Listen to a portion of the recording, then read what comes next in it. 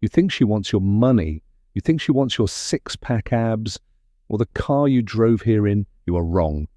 Most men live their entire lives in the dark, chasing symbols of power while ignoring the source of power. They follow the script given to them by movies, by magazines, by a society that wants you weak, anxious, and dependent.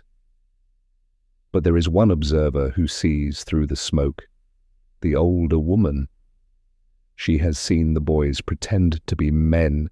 She has seen the peacock strutting around, loud, desperate, hiding their insecurity behind a mask of arrogance, and she knows the difference between a man who is acting powerful and a man who possesses biological sovereignty.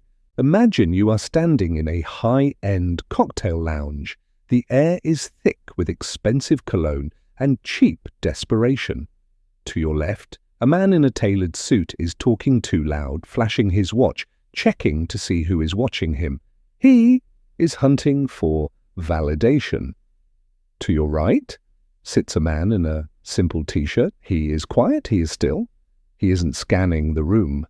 He is completely grounded in his own reality. When he looks up, his eyes don't beg, they command. The older woman across the bar isn't looking at the suit. She is looking at the man in the t-shirt. Why? Because she detects a signal that you have ignored for decades. She smells the testosterone. She senses the vitality. She knows that true sexual health isn't about a pill you take an hour before bed. It is about the raw, visceral, electrical current running through your nervous system every single second of the day. If your biology is weak, your game is dead. Today, we decode the advice that young women are too polite to give you, and older women are waiting for you to figure out. This is not a lecture. This is a wake-up call. Why do we turn to the older woman for the truth? Is it simply experience? Is it wisdom? No. It is biological pattern recognition. In evolutionary psychology, the female brain is engineered to be a skepticism machine. She is designed to filter out the weak, the sick, and the genetically comprised. But when a woman is young, her filter is easily hacked. She mistakes narcissism for confidence, anxiety for excitement, possessiveness for passion. She is blinded by the potential of what you could be. But the older woman. She has seen the movie before. She knows the ending. She has watched the promising men collapse under pressure. She has watched the tough guys crumble when their health fails. She is no longer looking for potential. She is looking for capacity. She operates with a ruthless efficiency. She scans for the signal amidst the noise. And the number one signal she looks for: metabolic vitality. You cannot fake this. You can fake a bank account. You can rent a Ferrari. You can lie on your dating profile. But you cannot lie to a woman who has spent 30 years decoding male behavior. Imagine two men walking into a job interview. One is holding a stack of papers listing all the things he plans to do. He is sweating. He talks fast. He's trying to convince the boss. The other man walks in empty-handed. He sits back in the chair. He breathes slowly. His skin is clear. His eyes are sharp. He doesn't need to list his skills because he embodies them. The older woman is the boss. She doesn't care about your resume. She cares about your energy. She knows that a man with poor sexual health, low testosterone, high cortisol brain fog is a sinking ship, and she refuses to buy a ticket. This advice comes from the apex of female selection. She knows that your sexual health is the canary in the coal mine. If that system is failing, your entire life is about to collapse. So listen closely. We are about to dismantle the lies you've been told about your own body. Let's talk about the dirty word, the word that makes modern society uncomfortable: testosterone. To the average man, this is just a hormone, a number on a doctor's chart, a prescription you get when you can't perform. To the older woman, and to the laws of evolutionary psychology, it is the scent of authority. Here is the brutal truth. Most men today are walking around in a state of chemical submission. Your food, your water, your lack of sleep, the blue light burning your retinas at 2 a.m. It is all designing you to be docile. You are being castrated, slowly, silently, and you think she doesn't notice women are biological radar systems. They can detect a man's hormonal profile from across the room. It's not magic, it's chemistry. When your testosterone is low, your cortisol is high. You smell like stress. You smell like fear. You hesitate before you speak. You ask for permission with your eyes. You apologize for taking up space. The older woman sees this instantly. She knows that a man with low T cannot make hard decisions. He cannot protect the perimeter. He cannot hold the frame when the storm comes. He is a child in a man's costume. Imagine you are at a high-stakes dinner party. There is a man at the head of the table, the host. He's wealthy. He is dressed well, but his shoulders are slumped forward. His voice cracks when the waiter interrupts him. He laughs too hard at jokes that aren't funny. He is leaking submission signals now. Watch the man who walks in late. He doesn't rush. He doesn't apologize. He walks past the hostess with a slow, predatory grace. When he speaks, the vibration of his voice hits you in the chest. It's deep, resonant. He isn't trying to be alpha. He just is. The women at the table stop eating. Their pupils dilate. Why? Because his biology is screaming competence. The older woman knows that high testosterone isn't just about sex drive. It is about risk tolerance. It is about pain threshold. It is about drive. If you are nice but biologically weak, you are invisible to her primal brain. She doesn't want a safe man who is safe because he is incapable of danger. She wants a dangerous man who has chosen to be safe for her. That is the scent of authority. If you ignore your blood work, if you ignore your sleep, if you ignore the fuel you put in your engine, you are voluntarily handing over your sovereignty. You are telling the world, I am not a contender, and she will believe you. The biggest lie men are told is that women want a nice guy. Young women might say they want a nice guy. They might even believe it. But the older woman, she knows the truth. She knows that nice is often a disguise for weakness. In the realm of psychology, the nice guy is not virtuous. He is transactional. He operates on a covert contract. I will agree with everything you say. I will suffocate my own needs. I will be a doormat. And in exchange, you must give me love and sex. It is parasitic. And nothing dries up a woman's biological desire faster than a man who needs her approval to breathe. This is where the concept of sexual polarity dies. Think of a magnet.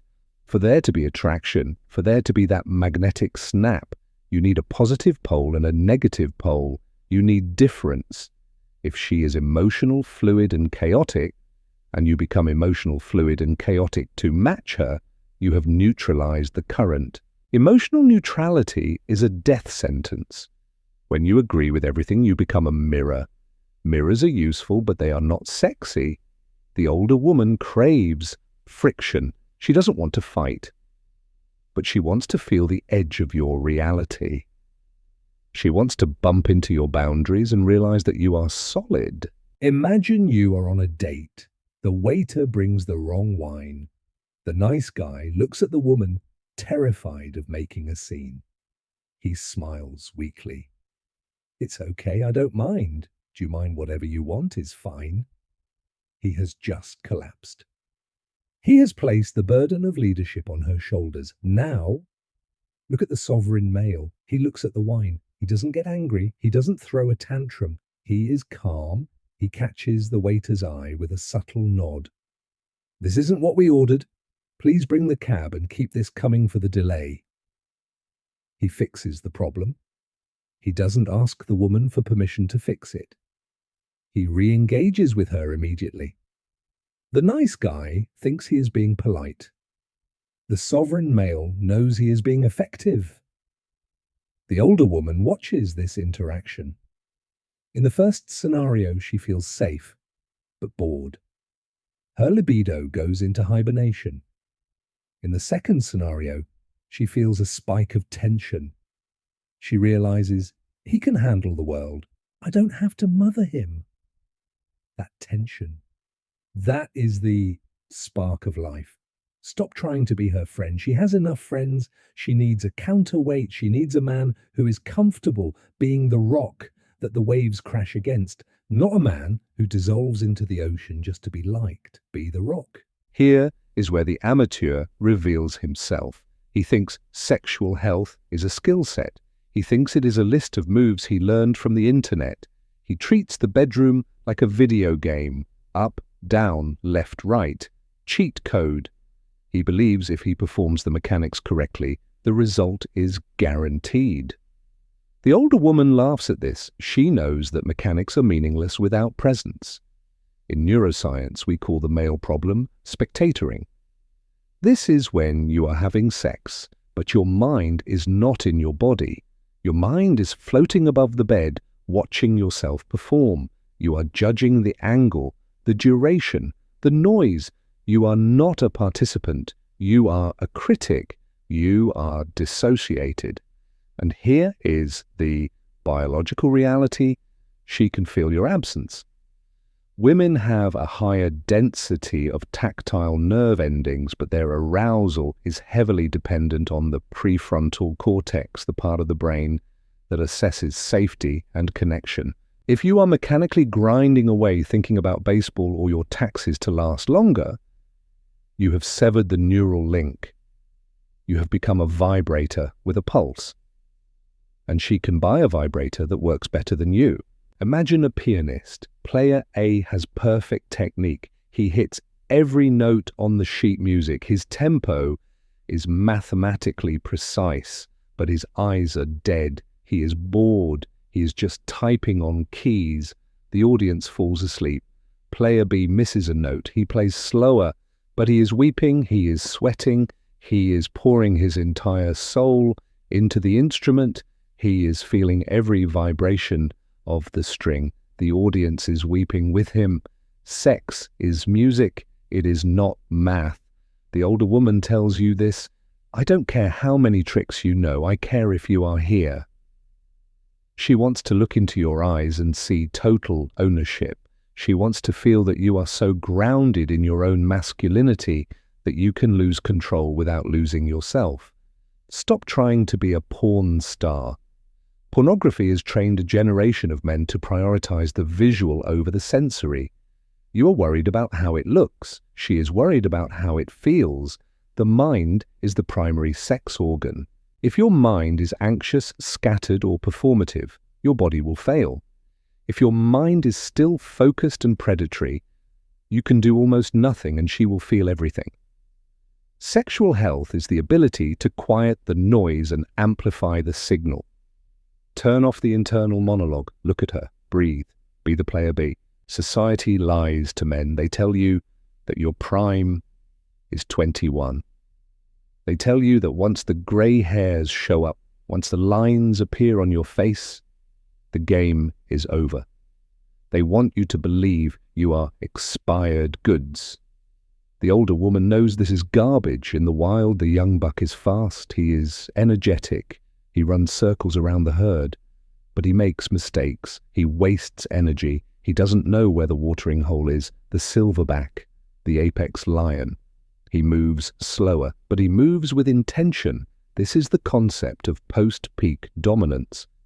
If, and this is a massive if, you have maintained your biological engine, if you haven't let your body rot with sugar and sedation, then age is your greatest weapon. Why?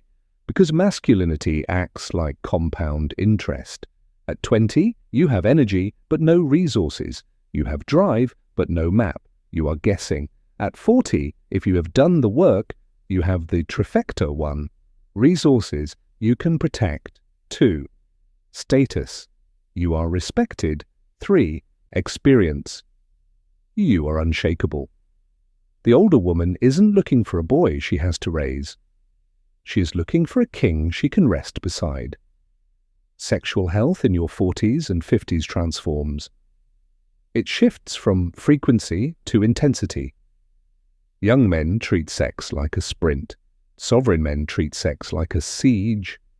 You have the patience to build tension that a younger man would rush through because he is too nervous to hold the silence.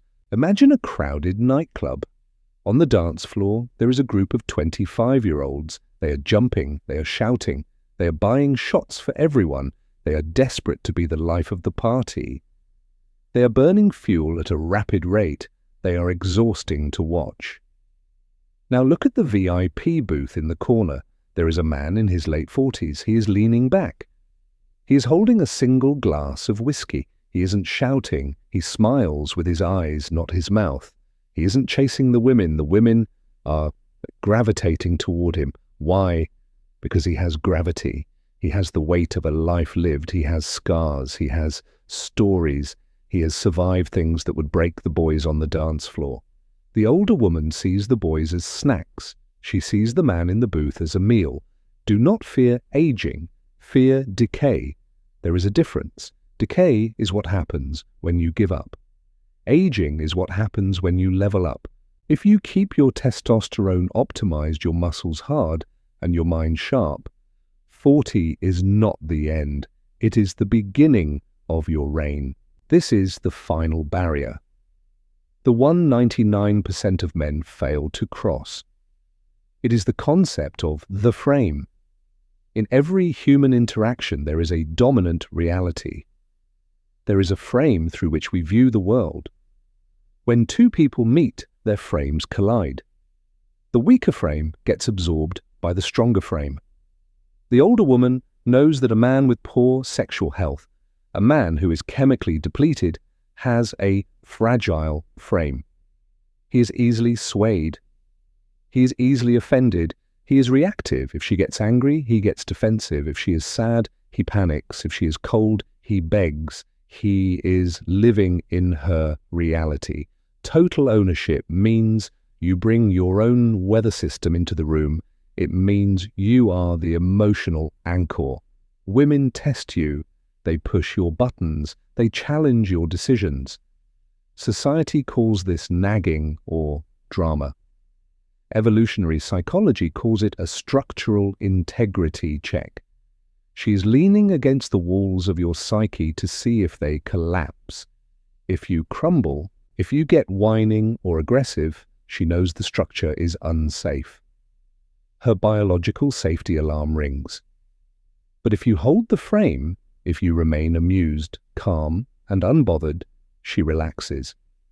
She realizes he is solid. Imagine you are at an airport. The flight is cancelled. It is 1:00 a.m. The reactive male loses it. He is screaming at the desk agent. His veins are popping. He is checking his phone frantically. He turns to the woman and says, "What are we going to do? This is a disaster." He has just transmitted his chaos into her nervous system. Now, watch the sovereign male. He sees the cancelled sign. He doesn't blink. His heart rate doesn't spike. He turns to her. He smiles. He puts a hand on her lower back. "Grab your bag. We're getting a hotel. We'll fly out tomorrow morning. I'll handle the rebooking." He doesn't ask. He decides. He transforms a disaster into an adventure. He has imposed his reality on the situation. The older woman knows that sexual polarity requires this vacuum of leadership to be filled. She doesn't want to be the captain of the ship. She wants to be the muse. She wants to be the first mate. But she can only do that if she trusts the captain isn't going to jump overboard at the first sign of a wave. Establishing the dominant reality isn't about controlling her. It is about controlling yourself. It is the ultimate act of sexual health. It screams that your testosterone is high enough to handle stress, and your dopamine is stable enough to enjoy the ride. Own the space. Own the decision. Own the frame. The older woman didn't tell you these things to hurt your feelings. She told you these things because she is tired of watching potential go to waste. She is holding up a mirror. If you look in that mirror and see a man who is tired, anxious, and begging for validation, do not get angry at the mirror. Change the reflection. Sexual health is not about pills. It is about biological rebellion. It is about rebelling against a modern world that wants you soft, compliant, and hormonally castrated. You have the map. You understand the chemistry. You understand the frame. Now you have a choice. You can go back to being the nice guy waiting for permission to live, or you can reclaim your sovereignty. Nature is not a democracy. It is a dictatorship. And biology votes for the strong. Does this sound like toxic masculinity to you? Or does it sound like the cure for a weak society? Are you the host or the guest in your own life? Scroll down, leave a comment. I read the darkest ones. And if you are ready to unplug from the matrix completely, hit subscribe. This is PsyMind Decode. Welcome to the real world.